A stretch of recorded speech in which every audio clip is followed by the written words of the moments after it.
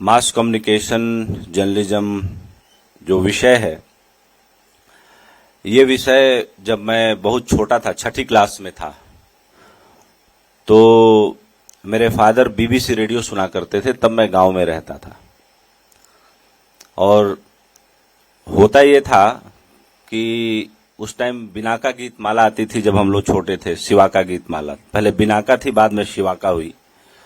तो अमीन सयानी साहब गीतों के जो है पायदान बताया करते थे कि इस बार कौन सा गीत किस नंबर पे है।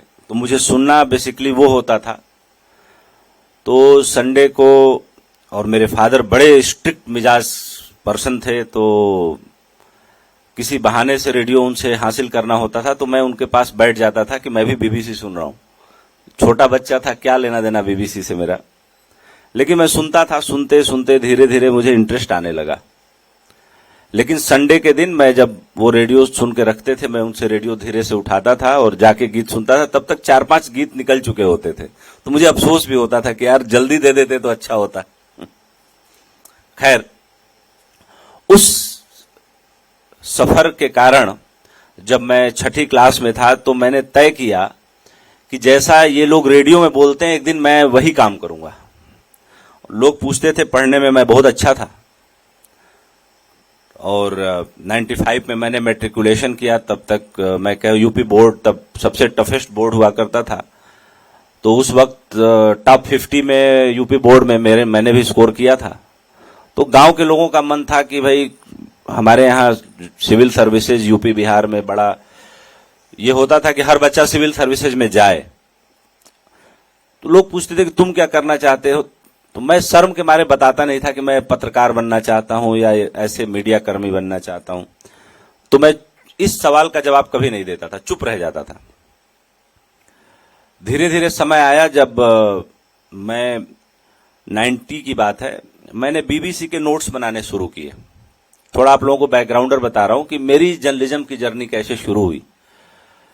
तो उस वक्त रेडियो में बहुत सारे वीकली कार्यक्रम आया करते थे जो अब नहीं आते हैं।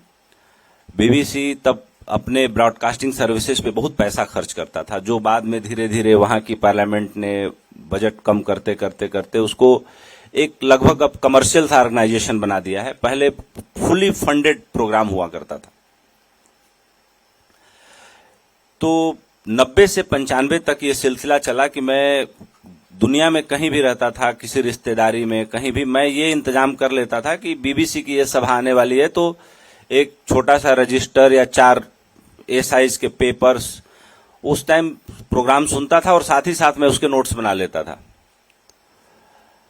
उससे फायदा तो बहुत होता था। जनरल नॉलेज, करंट अफेयर्स, जो उसके वीकली प्रोग्राम्स थे वो बहुत ही नॉलेज से लवरेज होते थे।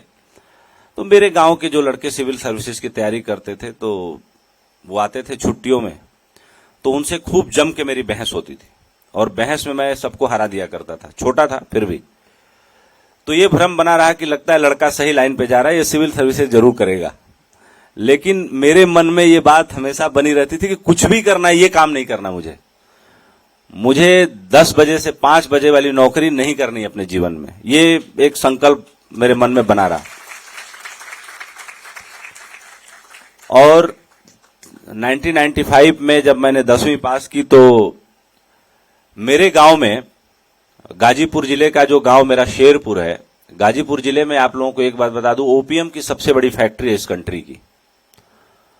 तो उस वक्त में गाजीपुर जिले में हेरोइन बनती थी और पूरा गाजीपुर लगभग, जो आजकल पंजाब में जिसको चिट्टा कहते हैं, उसके पूरे इतनी चपेट में था कि मेरे गांव में लोग लड़कियों की शादी के लिए नहीं आते थे।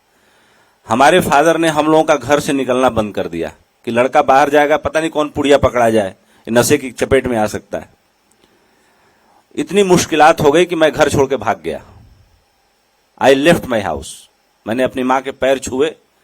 मुझे स्कॉलरशिप मिलती थी, 1500 रुपए मैंने अपने बैंक अकाउंट से निकाले और मैंने घर छोड़ दिया। मेरी मां बहुत रोती रही कि छोटा बच्चा है, पता नहीं कहां जाएगा, क्या करेगा, इसके साथ क्या होगा।